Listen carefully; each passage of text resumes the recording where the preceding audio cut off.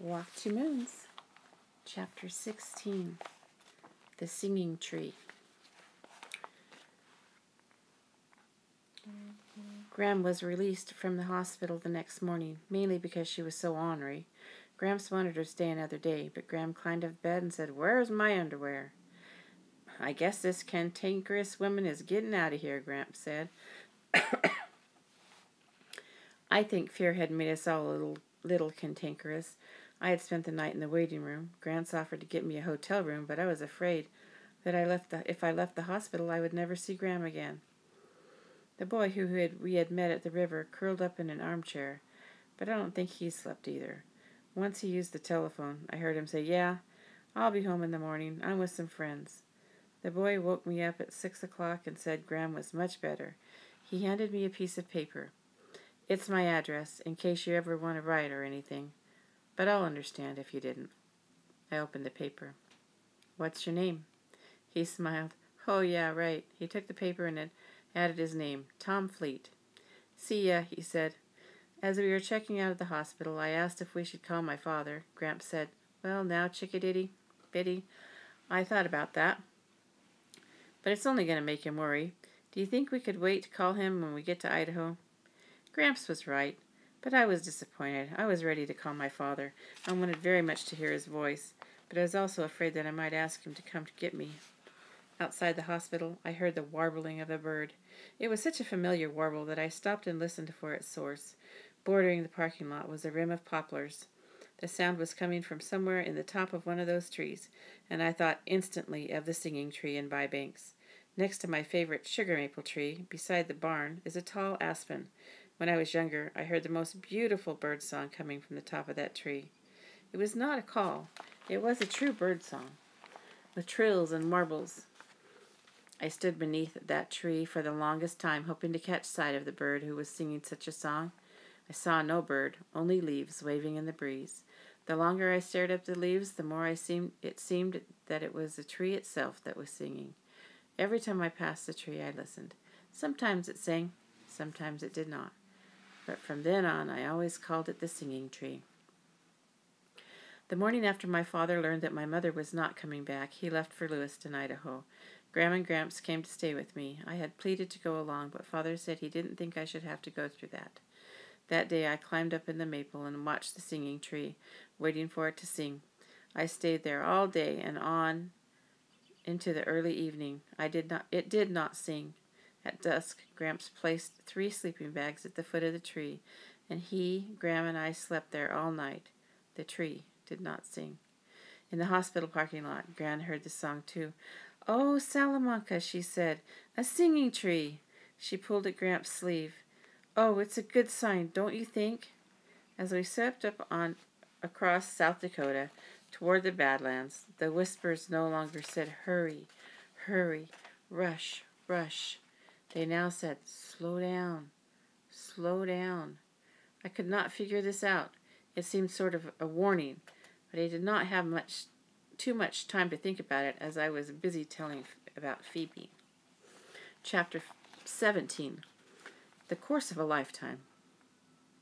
A few days after Phoebe and I had seen Mr. Berkway and Mrs. Cadaver whacking away at the rhododendron, I walked home with Phoebe after school. She was as crotchety and sullen as a 3-legged mule, and I was not quite sure why. She had been asking me why I had not said anything to my father about Mrs. Cadaver and Mr. Berkway, and I told her that I was waiting for the right time. "Your father was over there yesterday," Phoebe said. "I saw him. He'd better watch out. What would you do if Mrs. Cadaver chopped up your father? Would you go live with your mother?" It surprised me when she said that, reminding me that I had told Phoebe nothing about my mother. Yes, I suppose I would have to go live with her. That was impossible, and I knew it, but for some reason I could not tell Phoebe, so I lied. Phoebe's mother was sitting at the kitchen table when we walked in. In front of her was a pan of burned brownies. She blew her nose. "Oh, sweetie," she said, "you startled me. How was it?" "How was what?" Phoebe asked. "Why, sweetie, school, of course. How was it? How were your classes?" "Okay." "Just okay?" Mrs. Winterbottom suddenly leaned over and kissed Phoebe's cheek. "I'm not a baby, you know," Phoebe said, wiping off the kiss. Mrs. Winterbottom stabbed the brownies with a knife. Want one? She asked. They're burned, Phoebe said. Besides, I'm too fat. Oh, sweetie, you're not fat, Mrs. Winterbottom said. I am. No, you're not. I am, Phoebe shouted at her mother.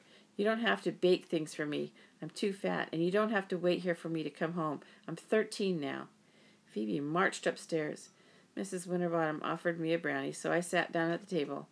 What I started doing was remembering the day before my mother left. I did not know it was to be her last day home. Several times that day my mother asked me if I wanted to walk up the fields with her. It was drizzling outside and I was cleaning out my desk, and I just did not feel like going. Maybe later, I kept saying. When she asked me for about the 10th time, I said, No, I don't want to go. Why do you keep asking me? I don't know why I did that. I didn't mean anything by it. But that was one of the last memories she had of me, and I wished I could take it back. Phoebe's sister Prudence stormed into the house, slamming the door behind her. I blew it. I just know it, she wailed. Oh, sweetie, her mother said. I did, Prudence said. I did. Mrs. Winterbottom half-heartedly chipped away at the burned brownies and asked Prudence if she would have another chance at cheerleading tryouts. Yes, tomorrow, but I know I'm going to blow it. Her mother said, Maybe I'll come along and watch. I could tell that Mrs. Winterbottom was trying to rise above some awful sadness she was feeling, but Prudence couldn't see that. Prudence had her own agenda, just as I had had my own agenda that day my mother wanted me to walk with her. I couldn't see my own mother's sadness. What? Prudence said. Come along and watch? Yes, wouldn't that be nice? No, Prudence said. No, you can't. It would be awful. I heard the front door open and shut. Phoebe came in the kitchen, waving a white envelope. Guess what was on the step, she said. Mrs. Winterbottom took the envelope and turned it over and over before she slowly unsealed it and slipped out the message. Oh, she said, who is doing this? She held out the piece of paper. In the course of a lifetime, what does it matter? Prudence said, Well, I have more important things to worry about, I can assure you. I know I'm going to blow this cheerleading tryouts. I just know it. On and on she went until Phoebe said, Cripes, Prudence, in the course of a lifetime, what does it matter? At that moment, it was as if a switch went off in Mrs. Winterbottom's brain. She put her hand to her mouth and stared out the window. She was invisible to Prudence and Phoebe, though. They did not notice. Phoebe said, Are these cheerleading tryouts such a big deal? Will you even remember them in 5 years? Yes, Prudence said. Yes, I most certainly will. How about 10 years? Will you remember them in 10? Yes, Prudence said. As I walked home, I thought about the message. In the course of a lifetime, what does it matter? I said it over and over. I wondered about the mysterious messenger, and I wondered about all the things in the course of a lifetime that would not matter. I did not think cheerleading tryouts would matter, but I was not sure about yelling at your mother. I was certain, however, that if your mother left, it would be something that mattered in the whole long course of your lifetime.